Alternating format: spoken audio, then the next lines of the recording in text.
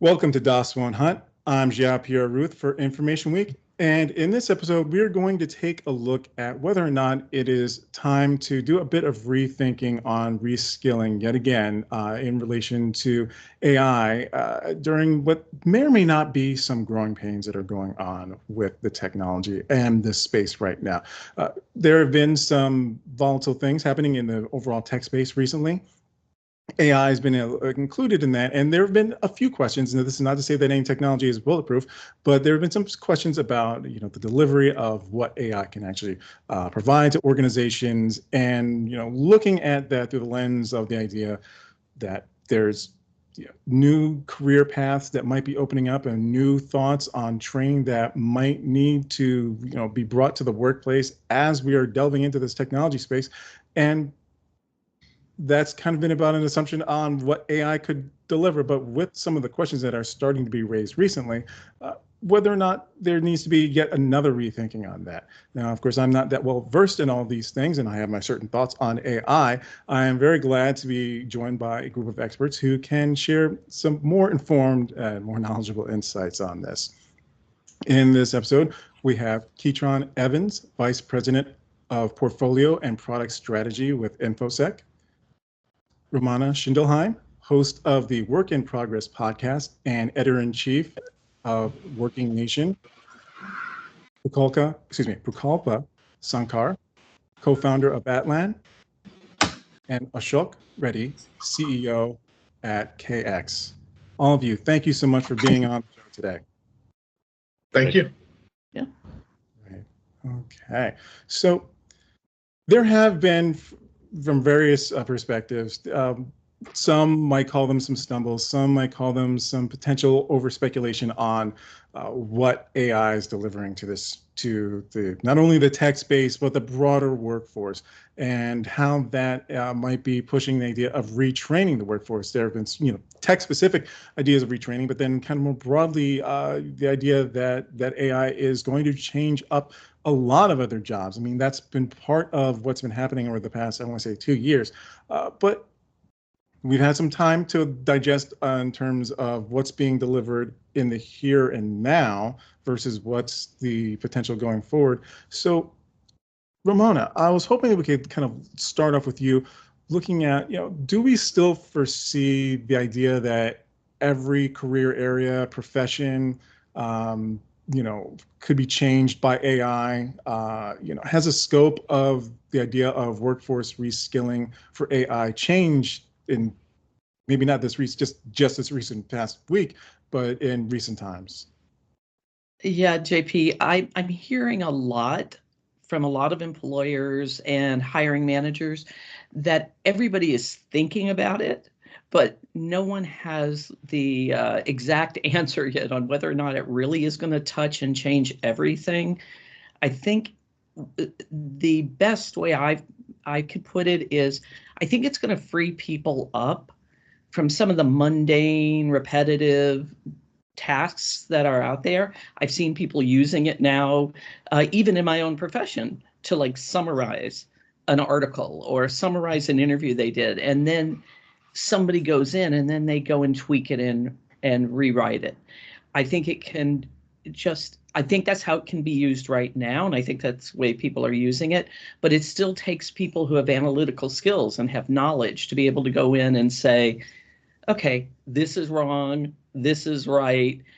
It's as good as what goes in, that's what comes out, right? Garbage in, garbage out, gold in, gold out. So I think in that sense, right now, it's probably used for more, thought leaders, maybe journalists and people who have to write things, summarize things. In the future, I think there is applications, and I'm sure we can talk about that a little bit more, but in research, that is one area that I keep hearing. People are saying that's really going to change the way we do medical research. But right now, I think people are still trying to put their toe in the water and see how they can use it. Great. Thank you very much for that. I definitely have a few thoughts on AI in the journalism space. And I also recall some things that Neil deGrasse Tyson had on the idea of, it being, in the data science space. But we will definitely circle back to that. Again, thank you for that.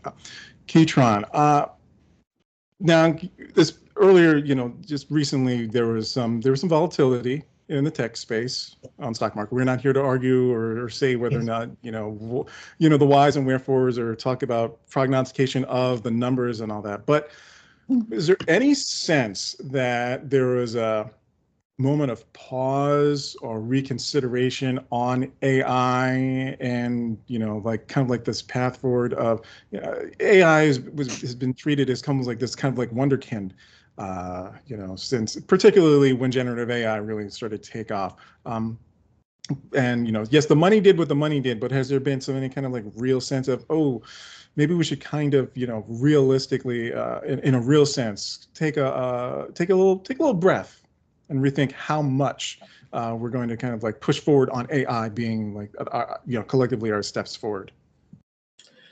Yeah, I think so. Like one of the biggest requests we get for training content and training materials and courses is for executive level AI training. And what I think a lot of leaders have realized is like, look, people are gonna like use this stuff even if we say don't. So we have to come up with a responsible, ethical, and a secure way to allow for these things to enter into our workforce. So I think there has been that pause of like, let's stop. Let's at the executive level come up with a responsible and reasonable AI adoption plan and strategy, and then allow for these people to bring these things in safely so that we can have some control over it. Otherwise, people are just going to go out on the internet and get it anyways. So I think there has been kind of a reimagining of like, let's pause for a minute. Let's think about this. Let's try to figure out what's ethical and what's not, what's responsible and what's not, and let's try to go forward that way. Gotcha. Great. Thank you very much for that. Prukalpa, part of the overall discussion for a good while has been the idea of AI bringing efficiency to various spaces, various sectors, potentially, and also just kind of reshaping workforce needs. Particularly in the tech space, though, is the idea still that we're going to look at this as directing tech professionals to kind of find ways to make AI more central to their jobs, to kind of like see it as a source of efficiency for them, something for them to like learn to work with. Is that kind of still the tone right now?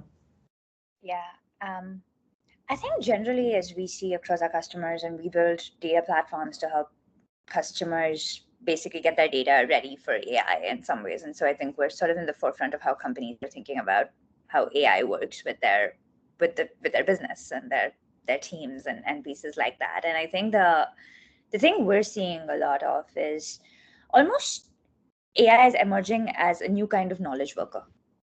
And if you look at like the last 20-30 years, like it was like the era for a certain kind of knowledge worker, right? And I think the companies that are at the forefront of this are thinking about how AI agents and co-pilots and you're almost creating a new kind of knowledge worker inside the organization.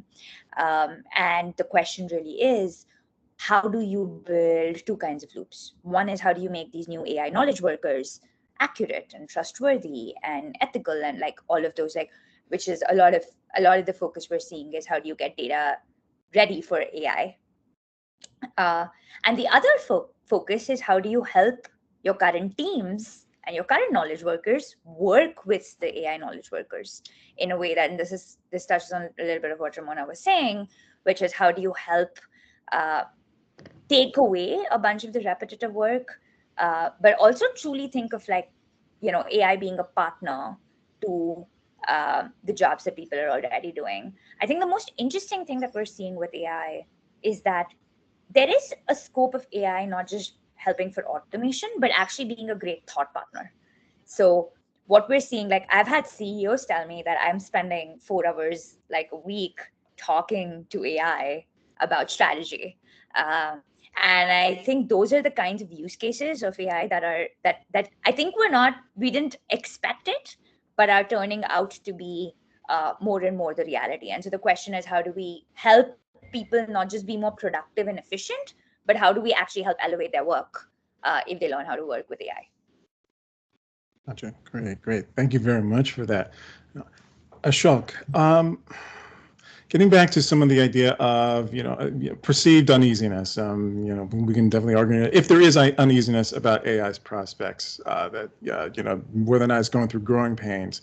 From your perspective, is it time to kind of rethink, retraining yet again, because that was really one of the earlier conversations that started to happen, once the idea of AI being a presence in the business space and in the career space, that like, okay, everyone's gonna have to learn new skills to work with AI. Are we starting to rethink that at all? Yeah, no, I think it's a good question. I guess, one thing as we talk about AI, right? If I clarify, there is we're talking about this generative AI, which is really recently we've been looking at AI broadly. When we look at learning AI, looking at machine learning, all the things, what we have been doing it for many years now, right? People have been applying data. And so what we are looking at is more, we could do those sort of things with structured data and what we learned and use that, whether it's recommendation systems or, Wall Street trading stocks. But I think here we're talking about unstructured data, things what we're learning from natural language. And then there is also a creative aspects of it. I think that's where people are now with ChatGPT and others.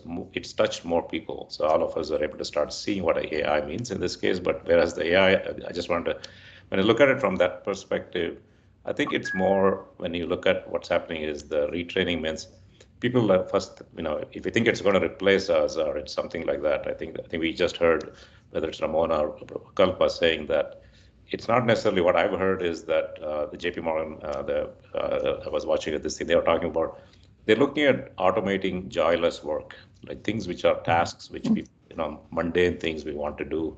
So retraining, in the sense, it's more, how do we get people to think about the work, which is more creative work or things which creates joy, and then the things which are, providing feedback, right? I think we can use. I'm in New York City. Initially, the schools here banned use of, generative AI, thinking that everybody is going to use that. So when you want to use it for education, now they've reintroduced it because they're going to use it for, how do I actually, okay, if everyone uses it, let's see what people come up with. Let's generate essays based on Shakespeare. But then they're asking, what would you do differently? What did you learn from it? So you're going to put people to do more. So it's like the base level thing versus trying to really be creative or use that to, what we just heard about the different scenarios, idea generation.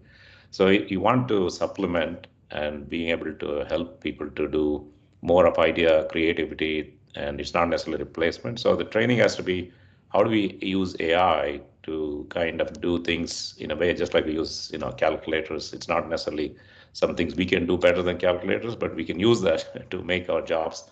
So the skills have to be more, how do I get feedback? And some of the things I find is that, when you learn training for skills perspective, you can actually provide personalized feedback, which we can't do that every time for everyone you take a class. So I feel those are some of the areas I think it'll help. Great, thank you much for that. Ramona, you have some thoughts. Yeah, one of the things that at WorkingNation, so I interview a lot of different business leaders and see a lot of reports, and a lot of reports over the last year are showing that employees are worried about this. So to the point about the training and is it going to take our jobs, I think most of the reports I'm seeing are about a third of the people are concerned, and they're saying, my bosses have not even talked to me about it yet. So kind of listening to this idea that Prukalpa and Keatron and Ashok have said is, how do we get that employer to kind of get on board here and say, we think there could be a good opportunity to use AI in productivity, but that doesn't mean we're going to get rid of and displace a lot of workers. So how do we bring them in? And there's kind of a hunger to the idea that, ChatGPT came out, 18 months, almost 2 years ago, and people are using it to make, memes, and they're using it to write things on their own, kind of having fun with it. But they do see that it could step in and maybe make parts of their job irrelevant. So how do you make sure the employer gets involved in that?